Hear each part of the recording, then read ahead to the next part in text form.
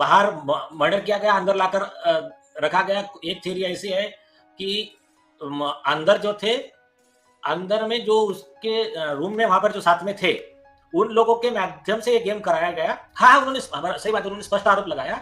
उस लड़की को लेकर ही इनको बुलाया, सुशांत को मारा पीटी हुई और उसमें इनकी जान गई, सुशांत की। सुशांत सिंह राजपूत मामले में पिछले 4 सालों से कई सारी चीज़ों को लेकर बातें हो रही हैं, पर इस पूरे मामले का जो भी सच है वो आज तक खुल के सामने नहीं आया। बॉलीवुड के कई सारे काले राज खुलकर सामने आए हैं, पर सुशांत मामले में क्या हुआ था 13 की रात को, ये कोई आज तक बता नहीं पाया। जबकि हाल ही में कहा जा रहा है कि सुशांत केस को लेकर एक बड़ा खुलासा हुआ है और आखिरकार सुशांत केस को मर्डर केस बताया जा रहा है आज भी। दूसरी तरफ बात करेंगे तो आपको बता दिया जाए कि सुशांत सिंह राजपूत वाला मामला होने के बाद कई सारे लोगों को हमने खोया है, पर हाल ही में एक और बेहतरीन कलाकार को हमने खो दिया है, जिन्होंने कहा जा रहा है कि बॉलीवुड फिल्मों से लेकर कई सारे टीवी सीरियल में भी काम किया है और पिछले साल तक वो लगातार काम कर रहे थे, पर हाल ही में उनकी डेथ हो गई है।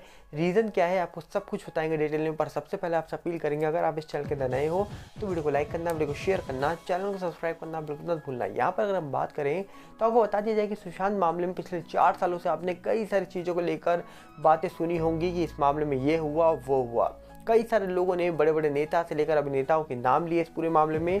कई सारे लोगों ने कहा इस मामले में एक शख्स इन्वॉल्व है जिसका जो कहा जा रहा है कनेक्शन ड्रग्स से है, ऐसा दावा किया गया और कई सारे लोगों ने वो शख्स का नाम भी खुलकर सामने लिया था।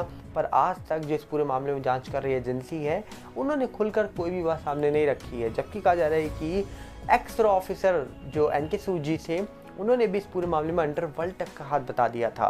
उन्होंने कहा जा रहा है कि इस पूरे मामले में कई सारे लोगों का नाम लेते हुए दावा किया था कि बहुत सारे लोग इस पूरे मामले में इन्वॉल्व हो सकते हैं और सुशांत मामला एक सिंपल नहीं, एक प्री प्लान्ड मर्डर था, ऐसा भी दावा किया गया।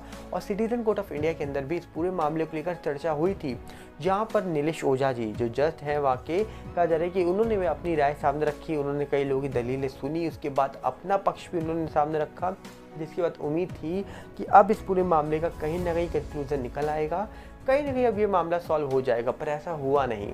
जिसके बाद ये मामला चलता रहा और आज हम बात करें तो 4 साल के ऊपर बीत चुका है।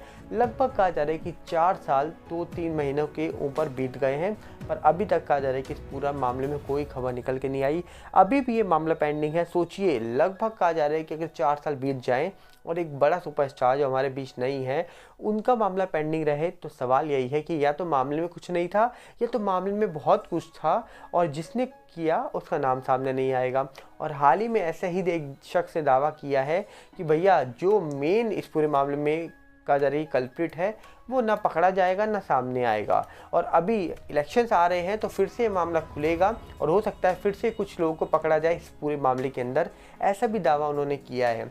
अब आखिरकार सुशांत केस 4 सालों से चल रहा है, इस मामले में इतनी सारी चीज़ों को लेकर बातें हो रही हैं, बहुत सारी चीज़ें निकल के आ रही हैं, उसके बावजूद इस पूरे मामले में आखिरकार सच सामने क्यों नहीं आ रहा है? क्यों आखिरकार लोग इस पूरे मामले में दावे तो बड़े बड़े करते हैं पर जो भी सच है वो सामने क्यों नहीं लाते हैं? आखिरकार कौन रोकता है इस पूरे मामले को? क्योंकि सोचिए, एक ऐसा मामला जिस मामले में कहा जा रहा है कि बड़े बड़े लोगों ने बयान दिए, जिस पूरे मामले में बड़ी बड़ी एजेंसीज जांच करने आ जाती है, एनसीबी, ईडी, सीबीआई जैसी एजेंसीज जांच करती है, उसके बावजूद अगर कोई मामला पेंडिंग है तो सवाल तो उठेगा ही कि आखिरकार इस पूरे मामले में चल क्या रहा है पिछले कई सालों से। इस पूरे मामले का सच क्या कभी बाहर आएगा भी या ये मामला पेंडिंग रह जाएगा, कोई नहीं जानता। बॉलीवुड ने किस प्रकार इस पूरे मामले में चुप्पी साध रखी है पिछले कई सालों से, ये भी किसी से नहीं छुपाए। बॉलीवुड बिल्कुल शांत होकर बैठा पड़ा है और बॉलीवुड ने आज तक इस पूरे मामले को लेकर कुछ बोला ही नहीं। तो सोचिए, अगर बॉलीवुड शांत है तो कहीं ना कहीं इस पूरे मामले में कुछ ना कुछ ऐसी बात ज़रूर है जो ये दावा करती है कि आखिरकार इस पूरे मामले में कई सारी चीज़ें हैं जो हो सकती है कि पेंडिंग हो, जो आज नहीं तो कल सामने आएंगी। उम्मीद तो यही है, पर क्या हुआ इस पूरे मामले में ये कोई नहीं जानता। जबकि कहा जा रहा है कि बॉलीवुड की बात करें तो बॉलीवुड ने पहली बार नहीं कई बार हमने देखा है कि जो आउटसाइडर होते हैं उनके लिए बॉलीवुड कभी खड़ा नहीं होता, इनसाइडर्स के लिए बॉलीवुड हमेशा खड़ा होता है। जैसे कि संजू बाबा को लोग जानते ही हैं, जब कहा जा रहा है कि उनको पकड़ा गया था तो पूरा बॉलीवुड इकट्ठा हो गया था, पर जब सुशांत के साथ क्या हुआ ये कोई जानता नहीं है। पर सुशांत केस में जब आवाज़ उठी तो बॉलीवुड इकट्ठा नहीं हुआ। हाँ, एक आरआईपी का मैसेज, एक आरआईपी का ट्वीट बहुत सारे लोगों का निकल के आ गया, पर बॉलीवुड मामले में किसी ने इकट्ठा होने की ज़रूरत नहीं समझी, ऐसा प्रतीत हो रहा था। तो देखते हैं आखिरकार कि सुशांत केस का क्या सच अब सामने निकल के आएगा जल्दी, या ये मामला पेंडिंग ही रह जाएगा। इसको लेकर अभी भी सवाल बने हुए हैं।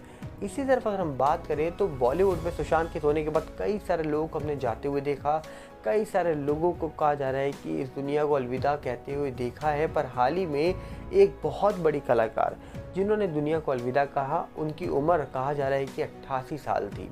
और बोला जा रहा है कि इनको आपने कई सारी फिल्मों से लेकर कई सारे टीवी सीरियल्स में देखा होगा। इनका नाम अगर मैं आपको बताऊंगा तो शायद आप इनको पहचान जाएं। इनका नाम कहा जा रहा है कि आशा शर्मा है। आशा शर्मा कहा जा रहा है कि बहुत सारी फिल्मों में दिखी थी। पिछले साल जो आदि पुरुष फिल्म निकल के आई थी, कहा जा रहा है कि उस फिल्म के अंदर भी आपने आशा शर्मा को देखा था। कहा जा रहा है कि आदि पुरुष फिल्म के अंदर दिखी थी और साथ में कुमकुम भाग्य, प्रतिज्ञा जैसे कई सारे टीवी सीरियल्स में आपने इनको देखा था। 13 साल की उम्र से इन्होंने कहा जा रहा है कि फिल्म इंडस्ट्री के अंदर कहा जा रहा है कि कदम रखा था। एक्टिंग की दुनिया में कदम रखने वाली 13 साल की एक्ट्रेस आशा शर्मा आज हमारे बीच नहीं है। और आप सोचिए, सुशांत के सोने के बाद न जाने हमने कितनों को खो दिया। बहुत सारे लोग कहा जा रहा है कि आज के वक्त में भी घमंड में जीते हैं कि उनको कभी कुछ नहीं होगा। वो घमंड में ही जीते रहते हैं कि भैया वो कभी उनके साथ कुछ गलत हो ही नहीं सकता है, पर ऐसा होता नहीं है। हमेशा हर इंसान के साथ जो कुछ होना है वो होकर रहता है और सबका घमंड एक दिन टूट जाता है। तो कहीं ना कहीं आपको जो लाइफ मिली है उस लाइफ में वो काम करो जो आपको सही लगते हैं, और कहीं ना कहीं वो काम करो जिसके पीछे कहीं ना कोई सच छुपा हो। झूठ पकड़ के कोई काम करोगे या कुछ गलत करोगे तो ये याद रखना, आप नहीं देख रहे हो, कोई और नहीं देख रहा है, पर वो तीसरी आंख जो है वो हमेशा सब कुछ देखती है। तो कहीं ना कहीं इंडस्ट्री के अंदर भी ऐसा ही है। बहुत सारे लोग फेमस हो जाते हैं, पैसा आ जाता है, पर जब आपकी उम्र ख़त्म होती है तो पैसा भी आपको नहीं बचाता है।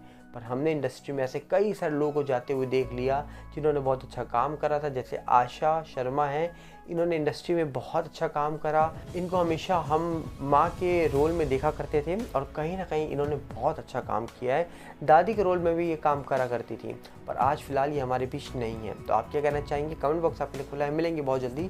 साथ में अपील करेंगे, अगर आप इस चैनल के अंदर नए हो तो वीडियो को लाइक करना, वीडियो को शेयर करना, चैनल सब्सक्राइब करना बिल्कुल मत भूलना। मिलते हैं बहुत जल्दी। नमस्कार, जय हिंद।